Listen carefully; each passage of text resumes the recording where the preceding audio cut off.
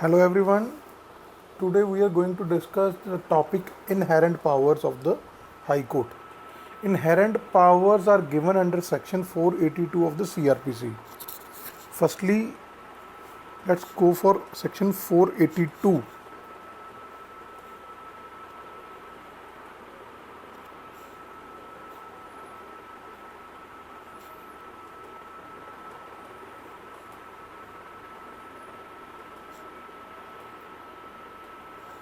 Now, here section 482, it states that saving of inherent powers of High Court. इन सबसे पहले तो हमें देखना पड़ेगा इनहेरेंट का मतलब क्या हो सकता है।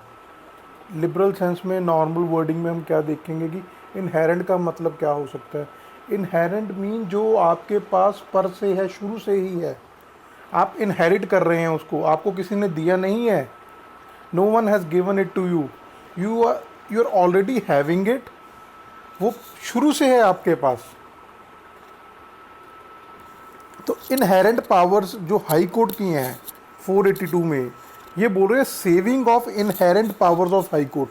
दैट मीन्स पहले तो इनहेरेंट मीनिंग देखेंगे कि हाई कोर्ट के पास इनहेरेंटली पावर्स हैं, जो पावर्स इनहेरेंटली हैं उसको सेव किया गया है।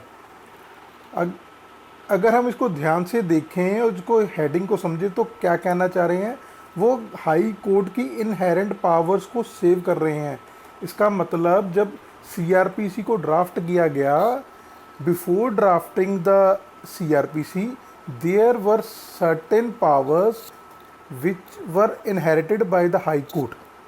दैट मीन्स कि हाई कोर्ट के पास ऑलरेडी कुछ इनहेरेंट पावर्स थी, जिनको CRPC ड्राफ्ट करने के बाद उनको सेव किया गया है। CRPC ने इनहेरेंट पावर्स हाई कोर्ट को दी नहीं है, उन्होंने सिर्फ इनहेरेंट पावर्स को सेव किया है। सेव किस चीज़ को करेंगे? अगर मेरे पास कोई चीज़ है, I am already having a one thing, और उसको बाद कोई लॉ बना जिससे वो चीज़ जा सकती थी, बट उसी लॉ ने मेरी वो चीज़ को भी सेव कर लिया। उसी तरह से हाई कोर्ट की इनहेरेंट पावर्स को सेव किया गया है। सेविंग वर्ड यूज़ किया, saving of inherent powers of high court, कि हाई कोर्ट के पास पहले इनहेरेंट पावर्स थी तो उनको CRPC ने सेव किया है।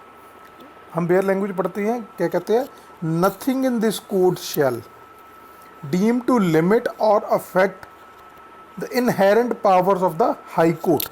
नथिंग इन दिस कोड मतलब कि इस कोड में ऊपर जो भी लॉ दिया गया है, सेक्शन 482 को छोड़ के सेक्शन 1 से लेके 483 तक कोई भी लॉ दिया गया है, that shall not affect upon the inherent powers of the high court। Starting इन्होंने नथिंग किया है कि उसको सेव किया है। इसका ये मतलब नहीं कि हाई कोर्ट के पास ओवर राइडिंग पावर्स आ गई इस कोड के ऊपर। अगर तो वर्ड यूज़ करते वो नॉट विथ स्टैंडिंग, तो समझ आता था कि हाई कोर्ट को कोर्ट ने जो पावर दी है, ओवर राइडिंग पावर्स दी है, कि जो लॉ CRPC में दिया गया है उस लॉ को ओवरराइड करके हाई कोर्ट अपनी इनहेरेंट पावर्स यूज़ कर सकती है। पर यहाँ पे वर्ड नथिंग लिखा है। Nothing in this code shall be deem to limit और affect the inherent powers of the high court. इसका मतलब हुआ कि इस कोड में जो लॉ प्रोवाइड किए गए हैं वो लॉज हाई कोर्ट की इनहेरेंट पावर्स को ना तो लिमिट कर सकते हैं, कम कर सकते हैं, या मीन्स लिमिट में रख सकते हैं, ना उसको अफेक्ट कर सकते हैं। To make such orders as may be necessary to give effect to any order under this code और to prevent abuse of the process of any code और otherwise to secure the ends of justice. किस चीज़ के लिए आप उन्होंने बोला है कि जो इनहेरेंट पावर्स हैं उसको क्यों नहीं अपना लिमिट में किया जा सकता? कहते हैं वो कि nothing in this code shall be deem to limit और affect the inherent powers of the high court. किस लिए नहीं कर सकते? To make such order as may be necessary to give effect to any order, कि मतलब किसी order को इफेक्ट करने के लिए कोई ऑर्डर पास करने की ज़रूरत है, तो ये कोड इनहेरेंट पावर्स को ना तो लिमिट कर सकता है ना इफेक्ट कर सकता है। आगे क्या, और to give an effect under this order और to prevent abuse of the process of any code, कि अगर कोई कोर्ट के प्रोसेस का अब्यूज़ हुआ है उसको रोकने के लिए ऑर्डर की ज़रूरत है, तो उसको आप लिमिट नहीं कर सकते। और otherwise to secure the ends of justice, और जस्टिस के लिए कोई ऑर्डर पास करने की ज़रूरत है तो आप उसको रोक नहीं सकते, इनहेरेंट पावर्स को आप अफेक्ट नहीं कर सकते, ये कोड अफेक्ट नहीं करेगा मतलब, और ना ही उसको लिमिट करेगा। सबसे पहले तो आता है क्वेश्चन कि इनहेरेंट पावर्स हैं, जो हम थ्योरेटिकल पॉइंट ऑफ व्यू से भी देखेंगे। बेसिकली इनहेरेंट पावर्स पे जो क्वेश्चन आता है या तो जाएगा थ्योरेटिकल में, या इसके ऊपर कुछ क्वेश्चन वगैरह पे ऑर्डर्स आ सकते हैं। जो सीआरपीसी ने हाई कोर्ट की इनहेरेंट पावर्स को सेव किया है, उसका हमने बात की कि ओवरराइडिंग इफेक्ट नहीं है। फिर अगर ओवरराइडिंग इफेक्ट नहीं है तो इनहेरेंट पावर्स यूज़ कब होंगी, यूज़ किस लिए होंगी, तो ये तो आ गया कि ये 3 ग्राउंड्स दे दिए उन्होंने, सेक्शन के अंदर ही दे दिए, बट यूज़ कब होंगी। हाई कोर्ट अपनी इनहेरेंट पावर्स तभी यूज़ कर सकता है जब सीआरपीसी में जो प्रोविजंस दी गई हैं वो प्रोविज़न किसी पॉइंट पे जा कर के साइलेंट हो जाती है। किसी प्रोविज़न का कोई हमें लॉ नहीं मिलता किसी पॉइंट का, उस जगह पे जा कर के हाई कोर्ट के पास इनहेरेंट पावर्स है। इनहेरेंट पावर्स बहुत वाइड है। हमें देखना है कि CrPC is a procedural law and it is not possible for the legislature to draft a procedural law in such a manner that every circumstance will fit in the provisions of law, and it is not possible for the legislature to draft a procedural law in a straight jacket formula, कि एक procedural law ऐसा कभी नहीं बन सकता कि जिसको बोले कि हर एक सर्कमस्टांस उस लॉ में फिट हो जाएगा। There can be a certain circumstances कि जो नए अराइज होंगे, बट लॉ में उसकी रेमेडी या उसको कैसे रिजॉल्व करना है वो हमें नहीं मिलेगा। उसके लिए हमें कुछ गैप छोड़ना पड़ेगा लॉ में, और गैप छोड़ने के लिए सेक्शन 482 बना है जिसमें इनहेरेंट पावर्स दी गई हैं।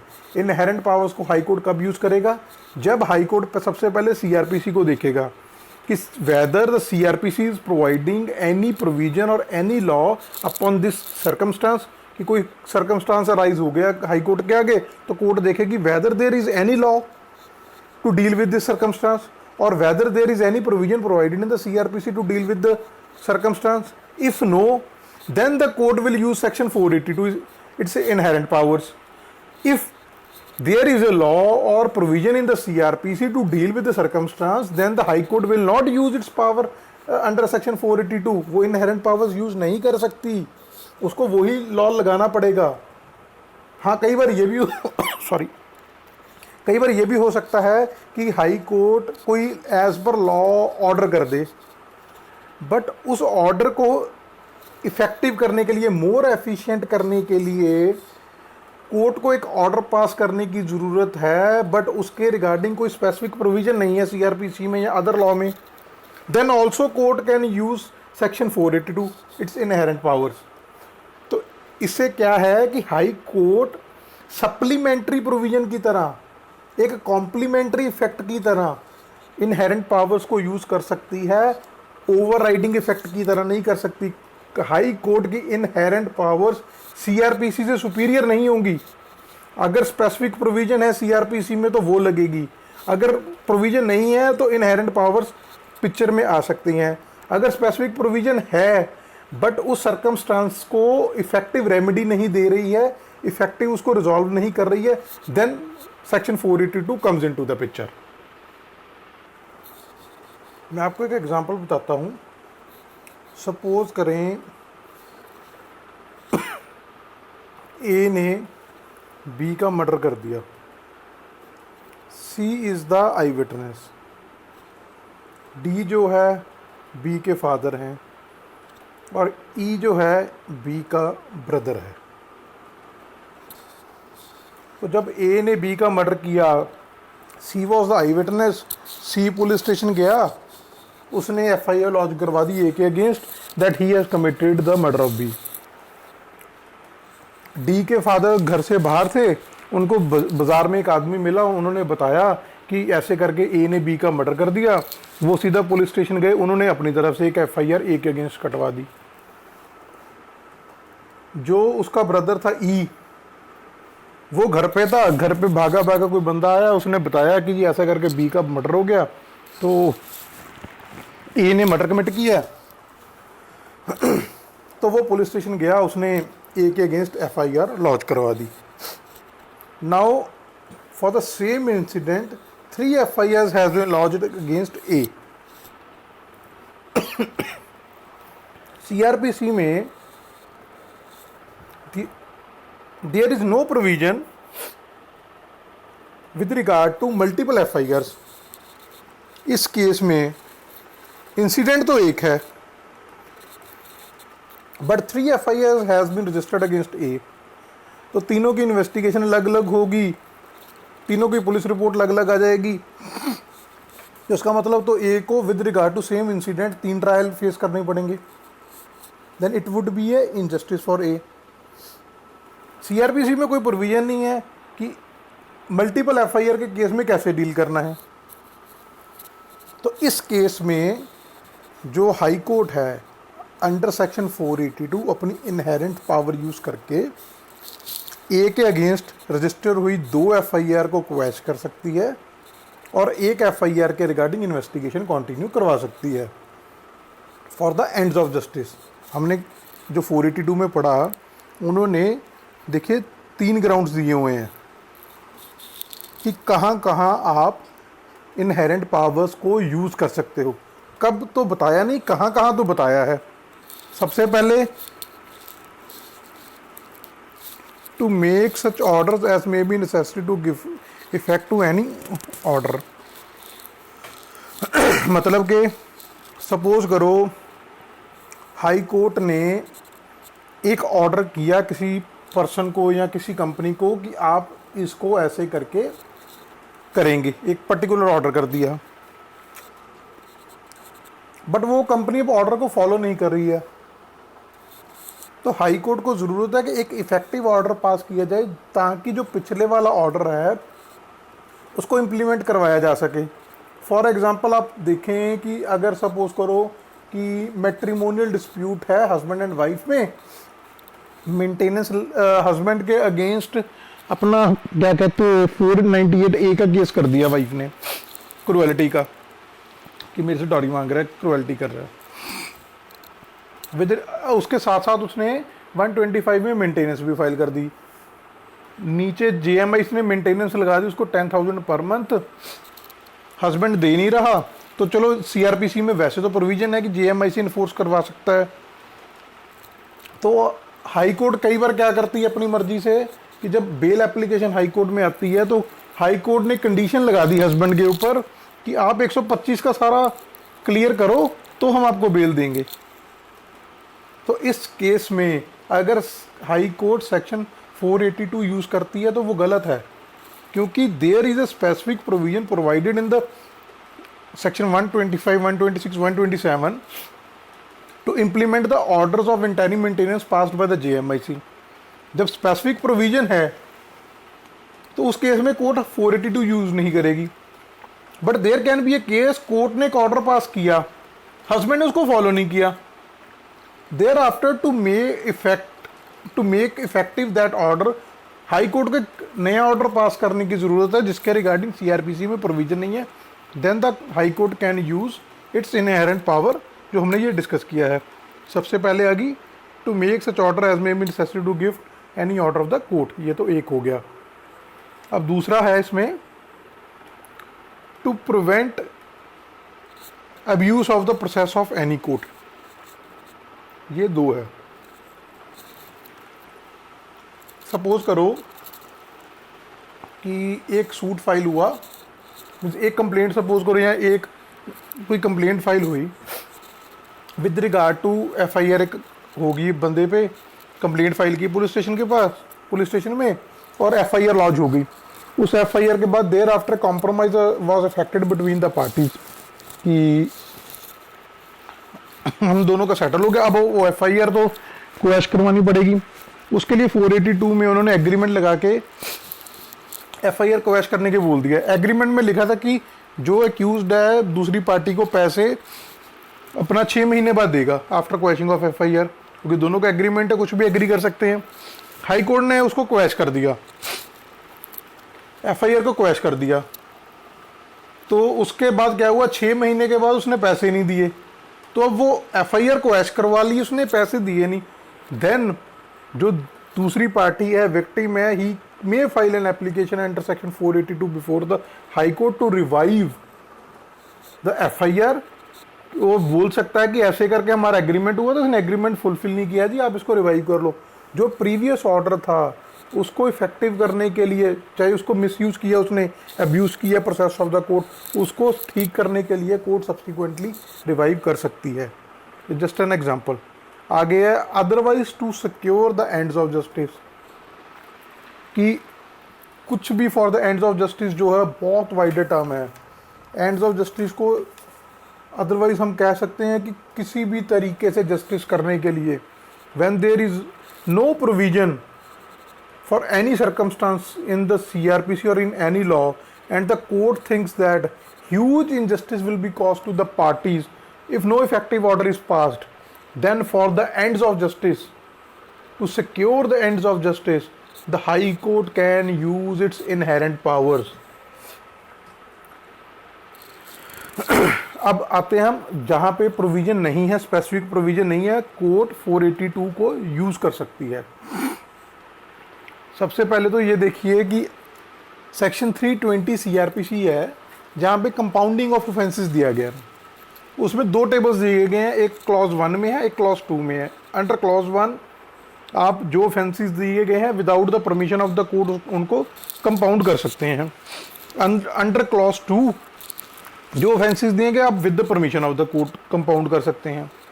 बट उन ऑफेंसेस का क्या जिन ऑफेंसेस को अंडर सेक्शन 320 में नहीं दिया गया है, कंपाउंड तो सिर्फ 320 वाले ही हो सकते, उसके बाहर तो कंपाउंडिंग हो नहीं सकती।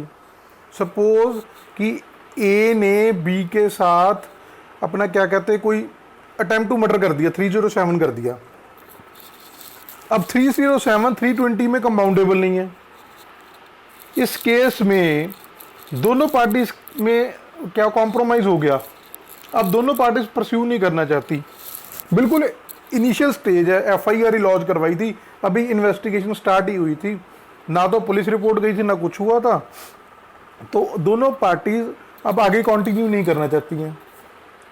तो इस केस में अगर दोनों पार्टीज कंटिन्यू नहीं करना चाहती, then they can file a quashing petition before the high court under section 482, क्योंकि स्पेसिफिक प्रोविजन नहीं है सीआरपीसी में कोई भी क्वैशिंग की, वो 482 में ही फाइल होगी क्वैशिंग पिटीशन। तो उसमें कोर्ट ये तीनों ग्राउंड्स में से देखेगी कि जो ऑर्डर रिक्वायर्ड है वो necessary to pass the court, ये तो लगेगा नहीं हमारा। दूसरा, whether to give effect to any order, ये भी नहीं। तीसरे क्लॉज में जो तीसरा ग्राउंड दिया है to prevent the abuse of the process of the court, उसमें भी नहीं लगेगा। जो हमें ग्राउंड दिया गया to secure the ends of justice, उस ग्राउंड में, उस ग्राउंड को यूज करके अंडर सेक्शन 482 इनहेरेंट पावर्स को यूज करके हाई कोर्ट अपना उस एफआईआर को क्वैश कर सकती है for the ends of justice. मतलब कि जब दोनों पार्टीज ही आपस में कॉम्प्रोमाइज करके there is no use to start a litigation. Normally आपके दिमाग में क्वेश्चन आएगा कि जो क्राइम है वो तो सोसाइटी के अगेंस्ट कमिट होता है, तो इसमें इंडिविजुअल का क्या रोल आ गया। नो डाउट जो क्राइम है उसकी हीनियसनेस को देख के ही कोर्ट क्वैश करेगी या नहीं करेगी। कोर्ट बाउंड नहीं है क्वैशिंग करने के लिए on the basis of the compromise. But हाँ, अगर ऑफेंस इनिशियल स्टेज पे है जिससे सोसाइटी को ज़्यादा इफेक्ट नहीं हो रहा है और जो विक्टिम है वो भी कंपनसेट हो रहा है, तो for the ends of justice court quash कर सकती है, क्योंकि एक्यूज्ड के लिए भी जस्टिस है, वो उसने विक्टिम को कंपनसेट कर दिया, सोसाइटी को इतना इफेक्ट नहीं हुआ है, और दूसरी तरफ से विक्टिम को भी अपना कंपनसेशन मिल गया है, वो उसको रेमेडी प्रोवाइड होगी अच्छे से, वो कंपनसेटेड है, तो इस वजह से कोर्ट उसको क्वेश कर सकती है। आगे क्वेश्चन राइज होता है 482 में तो हाई कोर्ट की इनहेरेंट पावर्स को इन्होंने सेव किया है, इन्होंने स्पेसिफिक लिखा है कि no nothing in this court shall be deem to limit और affect the inherent powers of the high court. तो इससे क्वेश्चन राइज होता है, क्या हाई कोर्ट के पास ही इनहेरेंट पावर्स है या और किसी कोर्ट के पास जैसे जेएमआईसी के पास इनहेरेंट पावर्स है या नहीं है। 482 is a specific provision, it only saves the inherent powers of the high court only. That means जो जुडिशियल मजिस्ट्रेट है, लोअर कोर्ट्स हैं, उनके पास इनहेरेंट पावर्स नहीं है। बट इनहेरेंट पावर्स नहीं है इसका ये मतलब नहीं है उनके पास पावर ही नहीं है, उनके पास इंसिडेंटल पावर्स हैं। सपोज करो कि जेएमआईसी ने एक ऑर्डर पास किया, उस ऑर्डर को मोर इफेक्टिव करने के लिए एक और ऑर्डर की ज़रूरत है, तो इसके लिए 482 में जाने की ज़रूरत नहीं है। The JMIC has an incidental power to pass the subsequent order to make effective his previous order. एक एग्जांपल बताता हूँ कि जेएमआईसी ने under section 156(3) of the CrPC police को ऑर्डर किया कि इस ऑफेंस में आप इन्वेस्टिगेट करिए। जेएमआईसी ने ऑर्डर पास कर दिया, जो कंसर्न्ड पुलिस स्टेशन का ऑफिसर था वो इन्वेस्टिगेशन नहीं कर रहा या प्रॉपरली इन्वेस्टिगेशन नहीं कर रहा, मैलाफाइडली कर रहा है। तो जो पुराना ऑर्डर था उस केस में पहले क्या होता था कि जो पार्टी थी जिसकी फेवर में ऑर्डर हुआ है वो हाई कोर्ट में उसको जाना पड़ता था अंडर सेक्शन 482 की, क्योंकि जो इसमें ग्राउंड दिया गया है to make such order as may be necessary to give effect to any order under this code या और to prevent abuse of the process of any code. जो पहले वाला क्लॉज है उसमें देखेंगे कि अंडर दिस कोड जो भी कोई ऑर्डर किया गया है उसको इफेक्टिव करने के लिए हाई कोर्ट 482 की पावर्स यूज़ कर सकती है। 156(3) का ऑर्डर इसी कोर्ट के अंडर पास किया गया है। तो पहले पार्टी को 482 में जाना पड़ता था, बट उसके बाद एक 2008 में जजमेंट आई, Sakiri Vasu versus state of UP 2008 supreme court. उसमें सुप्रीम कोर्ट ने क्या कहा कि नो डाउट इनहेरेंट पावर सिर्फ हाई कोर्ट के पास है, बट दैट डजंट मीन कि जो लोअर कोर्ट्स हैं, कोर्ट ऑफ सेशन है, जेएमआईसी है, उनके पास पावर्स नहीं है। They have incidental powers, they can make an order to effect their previous order और to for the ends of justice की कुछ भी वो एक इंसिडेंटल और इम्प्लाइड ऑर्डर पास कर सकते हैं, उनके पास इम्प्लाइडली पावर्स है। क्या कहते हैं वो, the inherent powers are of a broader term as compared to the terms incidental और implied powers. Under inherent powers, a totally new order which may not be incidental upon any other order can be passed। मतलब कि inherent power में तो high court के पास broader power है, वो चाहे सिरे से नया ऑर्डर पास कर दे, चाहे उसी ऑर्डर के आगे कोई ऑर्डर पास कर दे। But whereas under the doctrine of incidental और implied power, it is essential that there is the power to pass a particular order. जैसे हमने बात की 156(3) में जेएमआईसी के पास पावर है ऑर्डर पास करने की, उसने उस पावर को यूज़ करते हुए ऑर्डर पास कर दिया। देयर आफ्टर उसके बाद एक इंसिडेंटल ऑर्डर की ज़रूरत है, जैसे कि वो इन्वेस्टिगेट नहीं करता, तो thereafter another incidental order to make that order effectively has been passed. It is with in the preview of incidental powers and the party need not to go to high court under section 482। तो magistrate के पास no doubt या court of session के पास no doubt inherent powers नहीं है, but उनके पास incidental powers हैं। ये सकीरी वासु की जजमेंट 482 के लिए काफ़ी इंपॉर्टेंट है। ये जजमेंट है एक जिसमें सुप्रीम कोर्ट ने हाई कोर्ट की इनहेरेंट पावर्स को, इनहेरेंट जुरिस्डिक्शन को अप्लाई करने के प्रिंसिपल्स दिए हैं। Madhu Limaye versus state of Maharashtra 1978 supreme court. इसमें सुप्रीम कोर्ट ने क्या प्रिंसिपल दिए हैं। पहला, the power is not to be resorted to if there is a specific provision in the code for the redressal of the grievance of the aggrieved party. When there is a specific provision, high court उसको use नहीं कर सकती 482 को। आगे दिया है it should be exercise very sparingly to prevent abuse of the process of the court और otherwise to secure the ends of justice, कि ये ऑर्डनरी वे में यूज़ नहीं होगी, स्पेयरिंगली यूज़ होगी, जो ग्राउंड्स 482 में दिए हैं उनके अंडर ही यूज़ होगी।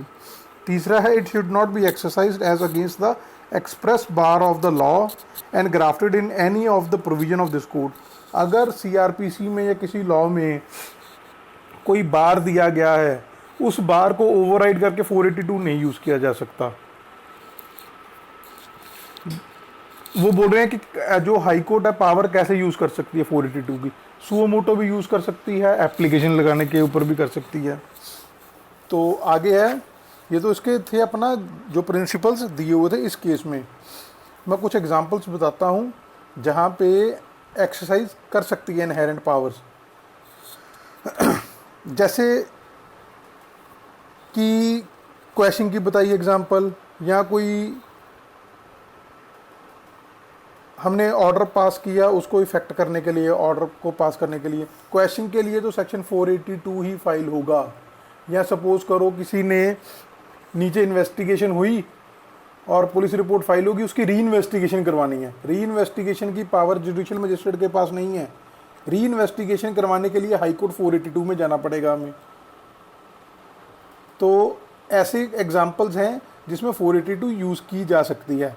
कहाँ 482 नहीं की जा सकती? Bail can not be granted on the basis of inherent power. कुछ एग्जाम्पल्स हैं, बेल नहीं ग्रांट कर सकते बिकॉज बेल के लिए स्पेसिफिक प्रोविजंस दी गई हैं, उसी सेक्शन के अंडर होगी ग्रांट, 482 को यूज़ नहीं किया जा सकता। To order stay of arrest of accuse during investigation, high court ये ऑर्डर नहीं पास कर सकती कि अक्यूज की अरेस्ट ना करो during investigation. No doubt anticipatory bail का प्रोविजन है, बट वो 438 के अंडर ही यूज़ होगा, 482 वहाँ पे नहीं यूज़ होगा। अब क्वेश्चन आता है कि 482 में कोर्ट ने सपोज करो इनहेरेंट पावर यूज़ कर दी, तो क्या उसके अगेंस्ट अपील फाइल हो सकती है? No, an appeal can not be filed against the inherent powers of the high court. कोई ऑर्डर आया उसके अगेंस्ट अपील नहीं हो सकती। The reason being because inherent powers are supervisory in nature. तो सुपरवाइज करने के लिए है, स्पेशल सर्कमस्टांसिस के अंडर कोर्ट एक्सरसाइज करती है, तो इसके अगेंस्ट अपील फाइल नहीं होगी। तो अब रेमेडी क्या होगी?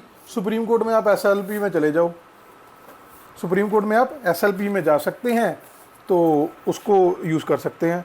एक आपको रीसेंट एग्जांपल बताता हूँ। अभी आजकल जो पूरा मैटर है वो पूरा हाईलाइट में है। एक्स डीजीपी सुमेध सिंह सैनी की जो बेल एप्लीकेशन है, अब उनके अगेंस्ट एक एफआईआर लगी है और वो बेल एप्लीकेशन अभी डिसाइड हुई है, कल ही डिसाइड हुई है। तो इसमें क्या था, इस केस में पहले एक सीबीआई ने इन्वेस्टिगेशन की थी। उस इन्वेस्टिगेशन को करने के लिए हाई कोर्ट ने बोला था to register an FIR and to investigate the matter. CBI ने बोला था, अपना हाई कोर्ट ने बोला था सीबीआई को। हाई कोर्ट ने अंडर सेक्शन 482 ये ऑर्डर किया था सीबीआई को to register an FIR against the ex DGP Sumedh Singh Saini and other police officials and to investigate the matter. तो सीबीआई ने वो एफआईआर लॉन्च करके मैटर इन्वेस्टिगेट करना स्टार्ट कर दिया। Against that order ex DGP mister Sumedh Singh Saini filed an SLP before the Supreme Court wherein it was challenged that under section 482 while using the inherent powers the High Court cannot order for the registration of an FIR। High court 482 की power use करके FIR register करने के लिए order नहीं दे सकती। In that case supreme court decided that the high court has erroneously pass, means गलत order pass किया है इन्होंने। 482 के प्रीव्यू में for the registration of FIR नहीं आ सकता, वो 482 में ऑर्डर नहीं कर सकते FIR करने का।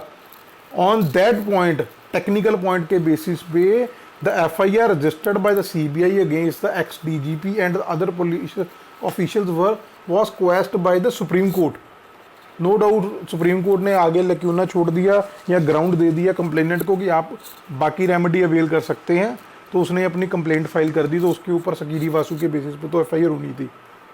बट द क्वेश्चन इज कि 482 की रेमेडी क्या है? हाई कोर्ट ने तो एक्सरसाइज कर दी, बट जो एग्रीव्ड था, जो एक्यूज्ड बना था, एग्रीव्ड था, respondent x DGP and other police officer, वो सुप्रीम कोर्ट जा सकते थे, वो गए, वो एसएलपी फाइल कर सकते हैं उस ऑर्डर के अगेंस्ट, बट अपील फाइल नहीं हो सकती।